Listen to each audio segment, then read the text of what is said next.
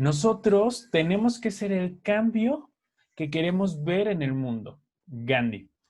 Hola, soy el maestro Francisco Ríos. En esta ocasión y en este video hablaré sobre el diagnóstico organizacional, un tema bastante interesante, pero sobre todo muy importante y fundamental para todas las empresas, instituciones y organizaciones, debido a los cambios tan repentinos que se van viviendo por las situaciones y sobre todo que se vive en la sociedad. Esto con la intención de informar a los alumnos de octavo semestre de la licenciatura en Ciencias de la Comunicación. Comenzaré con una breve introducción y parte de la definición de lo que es el diagnóstico organizacional. Anteriormente vimos bastantes temas que nos pueden ayudar a entenderlo, lo que es el cambio dentro del desarrollo organizacional. Vimos algunos modelos de diagnóstico y pues el día de hoy, casi al culminar lo que es esta materia, es importante dar forma, recapitular todo lo que ya estuvimos analizando, lo que estuvimos viendo en clase y ponerlos en práctica. Pongan mucha atención porque a partir de esto elaboraremos un diagnóstico organizacional. Indudablemente haremos uso de la metodología. Recordarán mucho su materia de investigación porque es fundamental a la hora de presentar el informe y como tal de hacer la ejecución de este mismo trabajo diagnóstico. Como definición o parte de cómo se pueden interpretar lo que es un diagnóstico organizacional es este proceso de medición de la efectividad que tiene una organización. Es importante que hablemos y retomemos lo que es la teoría general de sistemas porque hablaremos de que necesitamos entender cómo funciona este sistema y los subsistemas que se encuentran en el mismo, cómo es su interacción y cómo esto puede ayudar a que la misma organización tenga una efectividad como tal. ¿Sí? Entonces, vamos a ver cómo impacta el sistema en la organización y la organización en los diferentes sistemas que podremos encontrar. La necesidad de realizar un diagnóstico, indudablemente todos los tenemos, desde las personas, como los grupos, como las organizaciones como tal. Tristemente, no siempre se acude a un consultor o se busca realizar un diagnóstico. Muchas de las empresas tienen su propio departamento que se encarga de ejecutar estos cambios, de trabajar en una mejora continua. Sin embargo, hoy por hoy sabemos que parte de lo que nos puede brindar un consultor, además de los conocimientos y el trabajo, es la neutralidad, la objetividad a la hora de poder hacer un adecuado diagnóstico, que es lo que se busca. Recuerden que este trabajo, además de la seriedad que necesita, porque es trabajar con personas, trabajar con historia, porque eso son las empresas, son historia, son legados. Y para poder abordar todo esto, es importante tener la madurez, tener la facultad, tener los conocimientos, pero sobre todo basarnos en lo que es los métodos científicos, porque esto es parte de disciplinas, partes de ciencia que se están haciendo, no nada más ciencias del comportamiento, también ciencias administrativas, e ingenierías y demás.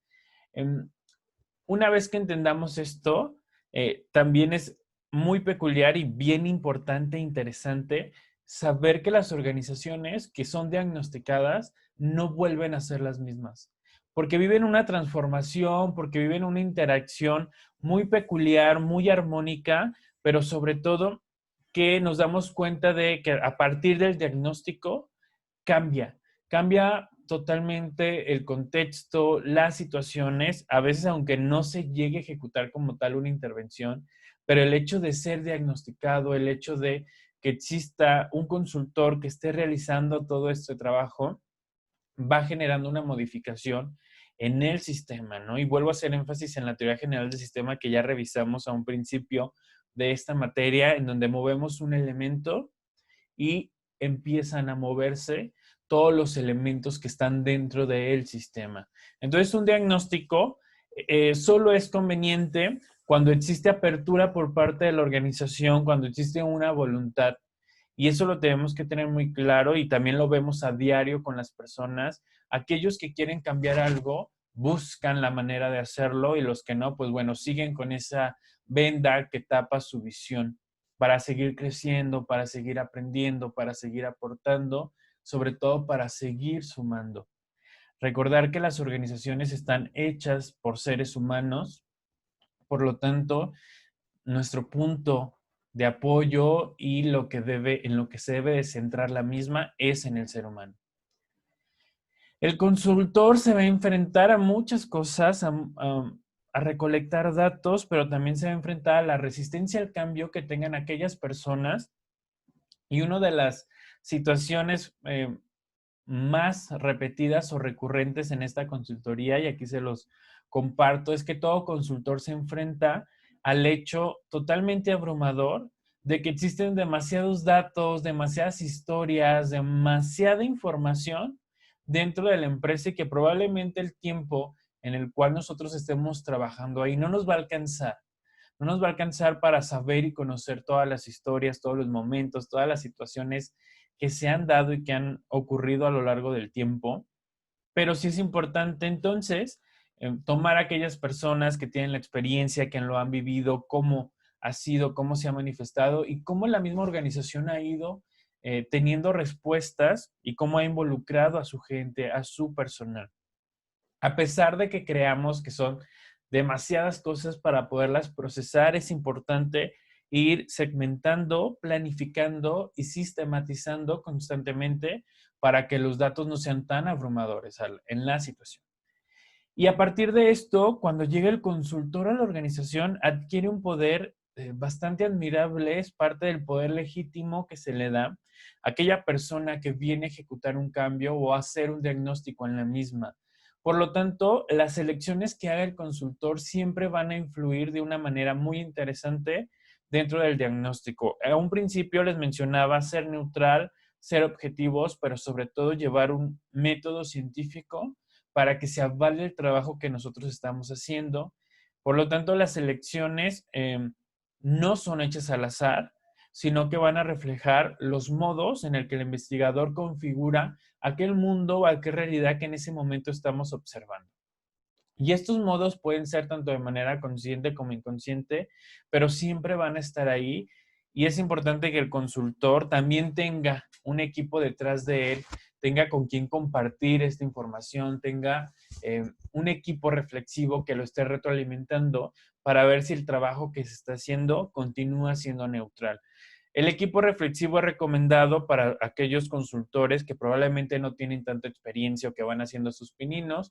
Indudablemente aquellos que van adquiriendo experiencia, no significa que no pierdan la neutralidad. En algún momento nos podemos enganchar con situaciones complejas y más porque estamos hablando con procesos, estamos hablando con situaciones interrelacionales y pues las emociones y demás están inmersas en esta situación tan compleja, ¿no? Pero sí es una recomendación que todos podemos tener un equipo que nos esté apoyando, que nos esté orientando constantemente. Y bueno, cuando llegamos a la empresa, cuando llegamos con el equipo, el contacto es sumamente importante.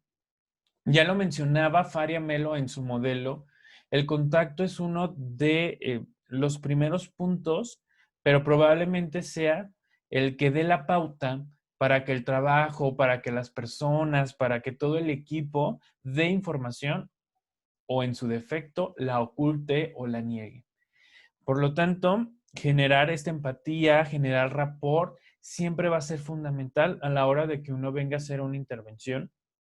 Faria Melo también mencionaba lo que era el contrato y esto es fundamental y dentro de la psicología hablaremos de la transferencia que también es un punto interesante porque si no logramos que el equipo de directivos, el equipo de los altos mandos o incluso la misma organización como tal, si no logramos que se comprometan con el cambio, entonces no va a funcionar y no servirá de nada toda la recolección, todo el proceso si no generamos este gancho para que ellos decidan hoy por hoy generar un cambio en la misma organización y en la historia de esta misma. La organización tiene varios elementos, varios subsistemas, pero en este momento les pongo aquí una lista de los elementos que son fundamentales que nosotros tomemos en cuenta a la hora de poder hacer un diagnóstico organizacional. Recuerden que existen muchas profesiones que se dedican a esto, entre ellas, pues ya sabemos, la psicología, administración, relaciones industriales, recursos humanos, sin fin de profesiones que pueden hacer una consultoría. Hoy por hoy, ciencias de la comunicación, por ser una ciencia social, por tener un campo bastante amplio, podemos y somos capaces de ver todos estos elementos, ¿no? Eh, no significa que otros consultores no lo puedan hacer, claro que lo hacen y implica, ¿no? Perdón, implica un avance, implica una preparación para no nada más quedarnos con lo que da nuestra profesión, sino siempre seguir avanzando. ¿Y cuáles son los elementos mínimos que debemos de tomar en cuenta dentro de la organización? Vamos a empezar con el primero, que es la organización y el ambiente, y esto quiere decir la historia de la empresa, cómo surge, cómo nace. Y aquí es bien importante porque la mayoría de las empresas surgen como un sueño, como una meta, como un anhelo. Por lo tanto, es bien interesante y es bien importante que nosotros lo vayamos magnificando, lo vayamos entendiendo, pero sobre todo respetemos cuáles son los cimientos que tiene, porque a final de cuentas es lo que sigue proyectando de una u otra manera. La historia es importante, la relación de la misma organización con la sociedad también es fundamental entenderlos, cómo es que interactúa.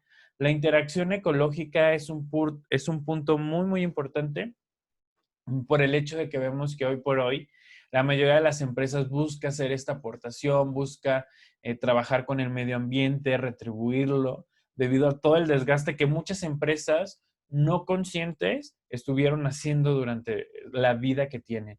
Y cómo se desarrollan los colaboradores y de qué manera se impulsan como organización a los colaboradores a que tengan una interacción adecuada y funcional con la sociedad.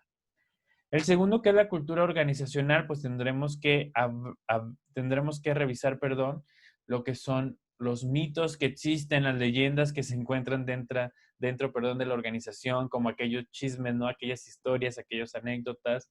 Pero también tendremos que revisar cuáles son las creencias que se tienen en la empresa, conocer quiénes son los héroes, quiénes son los villanos, cuáles son aquellos valores que sí se comparten y aquellos valores que no pueden llegar a comulgar como tal, y cuál es el estilo de vida que tiene tanto la misma organización como la gente que está dentro de ella.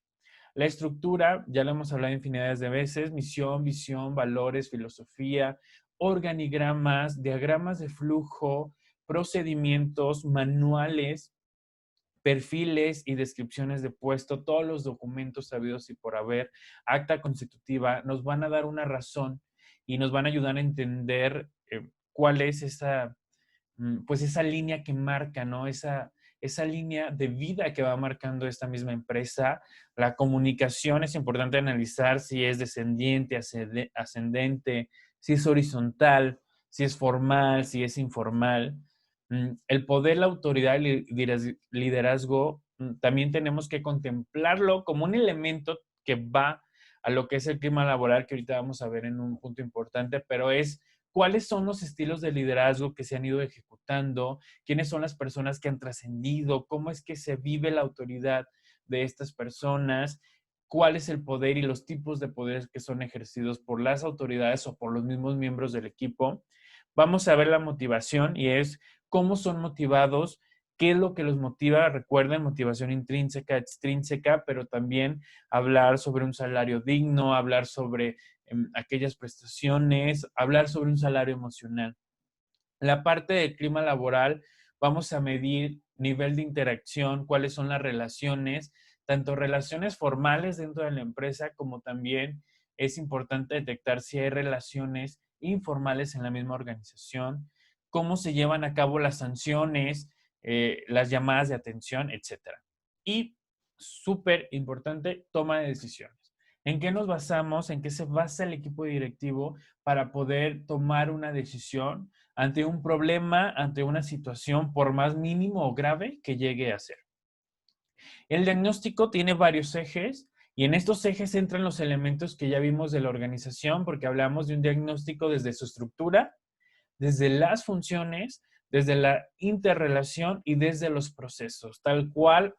Y les pongo esta imagen porque sacaremos una radiografía de todo lo que compone a una organización para podernos centrar, poder desmenuzar y poder hacer un diagnóstico lo más óptimo posible para el crecimiento, el desarrollo y el aprendizaje de la misma organización. Y les mencionaba hace un momento que nos vamos a basar en un proceso científico. Recuerden el método científico, eso es fundamental para poder hacer este trabajo. Vamos a emplear una metodología. Es importante cómo vamos a llevar ese proceso para cuantificar estos ejes temáticos, ¿no? Como las relaciones, como el clima laboral, aquellas cosas que creemos que son subjetivas o que son más cualitativas, a través de qué podemos cuantificarlos, porque a la hora de mostrar tenemos que entregar estos datos duros que son más objetivos y que nos van a ayudar también a poder desarrollar un plan de intervención adecuado.